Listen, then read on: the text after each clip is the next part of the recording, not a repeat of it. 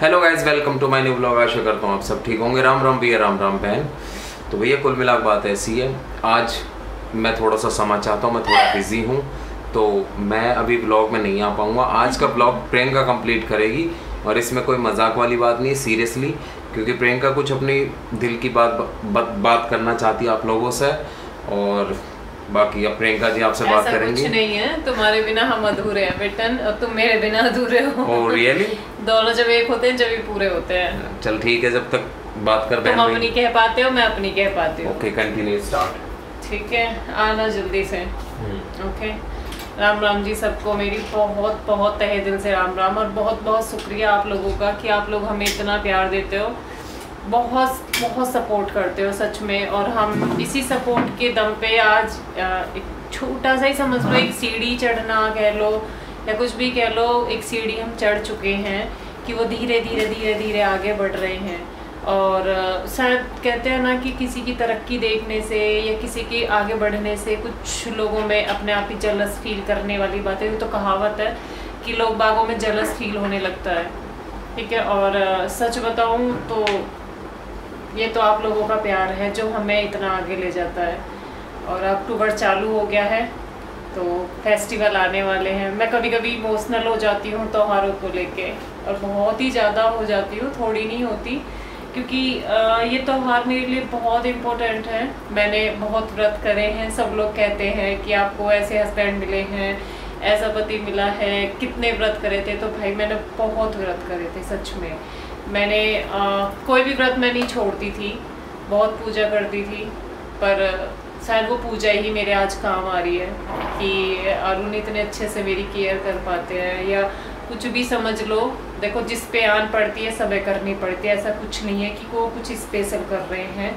जिनकी कोई नहीं होता ना, जिनका लगता है कि अब उसी आदमी को करना है। और भाई ये तो सच बात है, 7 फेरे जिसके साथ लेते हैं उसी की जिम्मेदारी होती है कि उसे करना है, क्योंकि सब रिश्ते पीछे छूट जाते हैं। और बीमारी में तो स्पेशली उन रिश्तों की परख होती है। और जब एक लड़की की शादी हो जाती है तो उसे उम्मीद जो होती है अपने हस्बैंड से ही ज़्यादा होती है कि वो मेरा पति है, मेरे सुख दुख में मेरा साथ देगा। तो मुझे सारी उम्मीद अरुण से थी, जिस पे वो बिल्कुल खरे उतरे। और सीरियस बंदा होता है ना एक, उस टाइप से नहीं है। आप भी ब्लॉग में देखते होगे, वीडियो में देखते होगे। चल अगर कोई सीरियस बंदा होता है तो इस बीमारी के दौरान घर में बंद रहना, घर में मतलब ऐसा माहौल बना रहना कि कैसे होगा सब कुछ, कैसे करूँगा। तो आई डोंट नो कि वो सच में या तो वो परेशान हो जाता मुझसे या मैं उससे परेशान हो जाती। पर वो एक खुले दिल का इंसान है, वो बहुत अच्छा है, मन का साफ है, जिसको बड़बोला बोलते हैं कि बड़बोला है, बस कह देगा, उसके मन में कोई पाप नहीं है, बिल्कुल भी नहीं है। और बस लोग बाग उसका थोड़ा सा फ़ायदा उठा जाते हैं।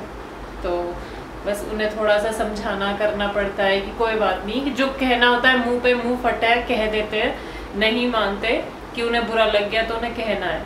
बट रिश्ते इन्हीं को कहते हैं जो ऐसा रिश्ता निभाते हैं, पति पत्नी हो या प्यारे रिश्तेदारी कोई भी हो, लेकिन रिश्ता इसी को कहते हैं जो इतने प्यार से निभाया जाए। और सच बताऊं तो मेरा और उनका रिश्ता तो बहुत प्यारा है, क्योंकि मेरी लाइफ में बहुत कुछ हुआ है। बहुत शायद 20-21 साल से मैं बहुत दुख झेले है मैंने, और अब भी शायद मैं दुख ही झेल रही हूँ। लेकिन मुझे संतुष्टि इस बात की है कि मेरे पास एक छोटा सा परिवार है। मेरा पति है, मेरे 2 बच्चे हैं, और मैं उसके साथ बहुत खुश हूँ। तो इसलिए मैं उस दुख को कभी अपने आप पे हावी नहीं होने देती, क्योंकि मैं फ़ोन देखूँ या अपने विचार कैसे भी करूँ, लेकिन मैं हर चीज़ पॉजिटिव ढूंढती हूँ हर चीज़ में, कि मुझे कोई भी चीज़ ऐसी नेगेटिव ना मिले ताकि मेरी हिम्मत टूटे या मेरा मनोबल टूटे किसी भी चीज़ को लेके। मेरी हिम्मत ही बनी रहे, क्योंकि मेरी हिम्मत मेरे बच्चे, मेरा पति है। तो इसलिए मुझे हिम्मत करनी तो पड़ेगी ना इस बीमारी से लेके। और सभी को पता है इस बीमारी में तो अच्छे चाहे कितना ही बाहुबली है, ये बीमारी एक ऐसी है आदमी को बिल्कुल खा जाती है, जड़ से खाती है। और मुझसे ज़्यादा कौन समझ सकता है इस बीमारी में। इसका तो नाम भी बुरा है, क्योंकि 1 साल पूरा हो गया नेट मुझे अक्टूबर में सितंबर में मैं लेट गई थी बेड पे, बिल्कुल नील हो गई थी, जब मेरा पैर बिल्कुल नहीं उठता था, जब बायोप्सी हुई थी 2023 के सितंबर में, और 25 सितंबर के आसपास की बात है। तुम्हें डेट सारी याद रहे हैं? हाँ, 25 सितंबर को रिपोर्ट आ गई थी, 15 सितंबर को बायोप्सी हुई थी, तो इसलिए अक्टूबर में तो मैं बिल्कुल बेड पे थी, कुछ भी नहीं करती थी। आज 1 साल बीत गया मुझे इसी बेड पे रहते रहते, और मेरी ज़िंदगी का मतलब मैंने बहुत दुख झेला, बहुत दुख झेला। शायद कभी कभी खुशी भी होती है और दुख भी होता है। खुशी इस बात की होती है, हो सकता है कि ये दुख अभी कट जाए, शायद ज़िंदगी में जो लिखे हैं मेरे में, शायद ये दुख मतलब कहते हैं बुढ़ापे में दुख भोगता है इंसान, या बुढ़ापे में शायद मेरे दुख इसी उम्र में लिखे हों भगवान ने कि अभी काट लेगी, शायद आगे की ज़िंदगी मेरी अच्छी हो। तो बस उसी उम्मीद पे मैं इस दुख के साथ या इस खुशी के साथ अपने दुखों को भूल जाती हूँ। तो मेरा आज अरुण ब्लॉग में इसलिए नहीं है क्योंकि आज मैं खुद ही उनसे कह रही थी कि मुझे बात करनी है, मैं नहीं चाहती कि तुम आओ, क्योंकि मैं कुछ अपनी चीज़ रखना चाहती हूँ, मेरे पास से रिलेटेड, मेरे प्रेजेंट से रिलेटेड या मेरे फ्यूचर से रिलेटेड। तो बहुत उम्मीद है, सब लोग दुआ भी करते हैं और कहते ना इतनी दवा काम नहीं करती जितनी दुआ काम करती है। तो मेरे लिए तो दुआ एक भगवान से बढ़कर नहीं है। मैं कभी कभी कहती हूँ कि शायद मैंने इतने अच्छे कर्म भी करे, अपने आप को कोसती हूँ ना कि मेरे बुरे कर्म हैं जिन्हें मैं भोग रही हूँ, या मेरी ऐसी स्थिति कर दी भगवान ने, क्योंकि मैं मैं बहुत खुश रहती थी, मतलब अपने आप में, अपना पहनावा, अपने आप को सुंदर दिखने के लिए मैं बहुत खुश रह गई। पर कहते हैं ना जिससे सुंदरता ही छिन जाए, जिससे सब कुछ छिन जाए, उस सोचो कि वो कितनी हिम्मत कर सकता है। तो एक टाइम ऐसा था, अब भी लगा लो मेरी सुंदरता ही छिन गई मुझसे, कुछ भी नहीं बचा था मेरे पास, ना मेरी शरीर बचा, ना मेरी सुंदरता बची। लेकिन उस स्थिति में भी ही मेरे मन से सिर्फ यही गवाही आती थी कि प्रियंका कोई बात नहीं, एक दिन सब अच्छा होगा, सब अच्छा होगा। तो बस इसी उम्मीद से करते करते करते करते यहाँ तक खींच लाई, और अब फिर से वही चीज़, वही पड़ाव आने वाला है कि मेरी कीमो फिर से स्टार्ट होगी, फिर से मुझे दर्द होगा। लेकिन वो उम्मीद भी मेरी इसलिए पॉजिटिव है कि मैं उस उम्मीद पे ना वो बीमारी मुझे जड़ से ख़त्म हो जाएगी और मैं ठीक हो जाऊंगी। कोई बात ना, महीना 2 महीना जैसे अब रिकवर हुआ है, अब मैं ठीक हुई हूँ, या बाल आने लग गए हैं, तो हो सकता है 3-6 महीने बाद फिर से ठीक हो जाऊँ। लेकिन एक उम्मीद ये है कि बीमारी ख़त्म हो जाएगी, ठीक हो जाएगी।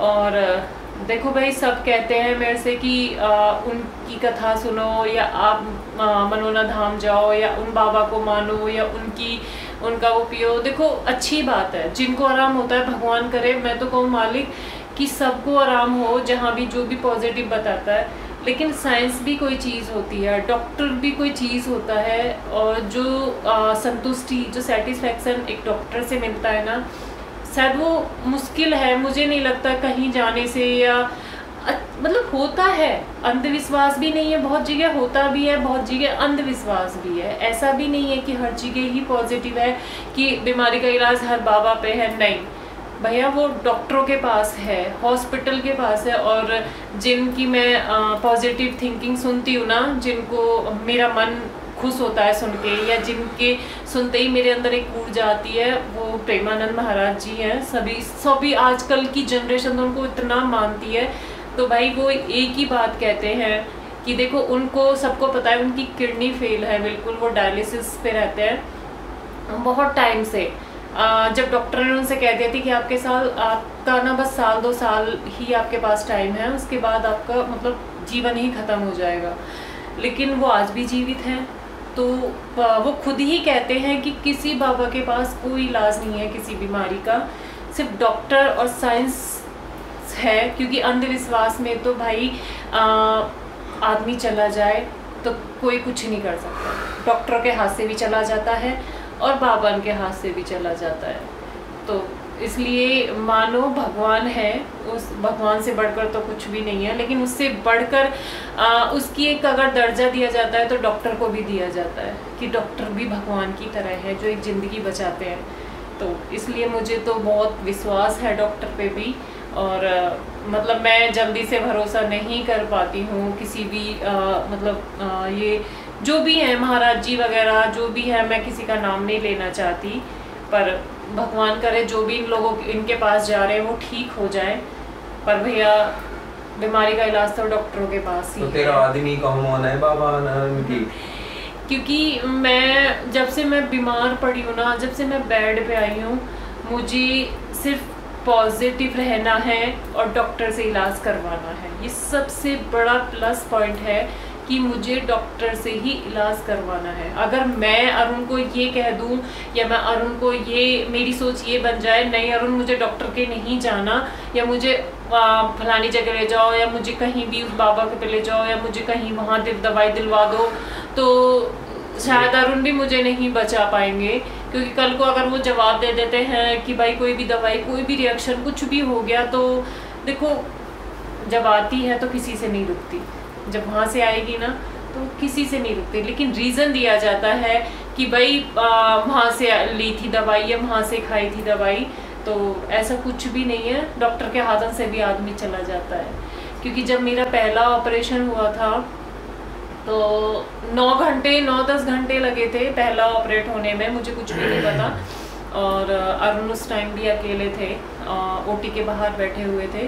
तो फिर बाद में जब अरुण ने मुझे बताया कि प्रियंका मैं ऐसे बैठा हुआ था, मैं वेट कर रहा था कि तू कब आएगी ऑपरेशन थिएटर से, और भगवान न करे कुछ उल्टा सीधा हो जाता, कुछ भी हो जाता है। क्योंकि मैंने देखा है, मेरी एक आंटी थी उनके साथ हुआ है ऐसा सब कुछ ऑपरेशन के दौरान, तो उनकी ऐसे लिखी थी। बट अगर मेरे साथ कुछ ऐसा हो जाता तो उसमें दोष डॉक्टर का भी नहीं था, क्योंकि जब लिखी होती है, जिसके हाथ से लिखी होती है तभी होता है इंसान से। तो पर वो उम्मीद, वो हिम्मत मैं बहुत मानती हूँ अरुण की, क्योंकि जब मुझे बेहोशी से थोड़ा सा भी होश आया तो मुझे मेरे बच्चे याद आए। और शायद मैं ये बीमारी मुझे इसलिए हुई बच्चों के बाद, क्योंकि ये तो बच्चे नहीं थे तब भी थी। ये मेरे लिए आप सोच रहे हो, ये बीमारी मुझे तब भी थी, ये गांठ मुझे जब भी थी जब बच्चे नहीं थे। लेकिन बच्चे भी हुए, फिर बच्चे बड़े भी हुए, और फिर ये बीमारी का पता चला। तो शायद जब उस टाइम शायद मैं हिम्मत नहीं कर पाती, मैं सोचती अरुण ही तो है, कोई बात नहीं, मुझे कुछ हो गया तो अरुण तो अपनी लाइफ में आगे चल के सेटल हो ही जाएंगे। लेकिन आप सोच रहे हो कि मुझे ये बीमारी का पता जब चला, जब मेरे दोनों बच्चे हो गए, और मैं एक फीलिंग मेरे अंदर माँ की आ गई कि नहीं, अगर मुझे कुछ हो गया तो मेरे बच्चों का क्या होगा, वो फीलिंग आ गई। क्योंकि हर कोई हार जाता है, एक माँ कभी नहीं हारती, ये मैंने सीखा है। और वाकई में एक माँ बहुत हिम्मत वाली होती है, क्योंकि उसे पल पल अपने दर्द का एहसास नहीं होता कि उसको क्या दर्द हो रहा है। उसको सिर्फ अपने बच्चे का दिखता है कि मेरा बच्चा मेरे लिए कैसा फील कर रहा है, ये मैं अगर नहीं रही तो मेरा बच्चा बिना माँ के हो जाएगा, कुछ भी सही, लेकिन वो उसे फील होता है। क्योंकि हर एक उम्मीद होती थी मेरे बच्चों को तो कि मम्मा ठीक हो जाएगी, मम्मा ठीक हो जाएगी। तो इसलिए मुझे वो हिम्मत उनसे मिलती रही, और मैं भी कभी नहीं रोई उनके सामने, ना मैंने कभी दिखाया। सिर्फ उनसे यही कहती थी कि बच्चा आप हिम्मत मत करो, मम्मा ठीक होगी, मम्मा पक्का। जैसे अरियत को फील होता था मम्मा सबकी मम्मा ऐसी हैं, आप कब होगी, आप कब होगी, तो मैं उसको हमेशा बताती थी कि बेटा मम्मा जल्दी ठीक हो जाएगी, मम्मा जल्दी ठीक हो जाएगी। तो आप समझ रहे हो कि ये कहना भी बहुत बड़ी बात है कि मैं जल्दी ठीक हो जाऊंगी। क्योंकि मैंने ना कभी भी नहीं ना इस एक साल में ना कभी भी मैंने ये नहीं कहा दुखी होके या इतना रो के, कभी भी किसी भी दर्द से दुखी होके मैंने ये नहीं कहा कि भगवान मुझे उठा ले। क्योंकि आदमी जब परेशान हो जाता है ना तो उस पर एक ही बात रहती है कि भगवान मुझे उठा ले। लेकिन मैंने कभी नहीं बोला, क्यों? क्योंकि जब मेरे बच्चे मुझे हिम्मत दे रहे हैं तो ये तेरा हक भी नहीं है कि तू ये वर्ड भी यूज़ करे उनके लिए। तो मैं इसलिए बहुत बहुत ज़्यादा इमोशनल हो जाती हूँ कभी कभी बच्चों को लेके। पर कोई नहीं, सब ठीक होगा एक दिन। मुझे भी उम्मीद है कि मैं ठीक होंगी, मुझे भी, क्योंकि मेरे अंदर से वो फीलिंग आती नहीं कि मुझे कुछ होगा। जब घर में वो माहौल ही नहीं होता मेरे लिए लड़ने का, या मुझे सच में बताऊं तो 1 साल हो गया कोई लोग पूछते हैं या जैसे इंस्टा पे भी किसी के मैसेज आते हैं तो हम किसी को रिप्लाई करते हैं कि मुझे बोन कैंसर है, बट मैंने कभी अपने मुंह से या मेरे घर में हम लोग कैंसर का नाम लेते ही नहीं है।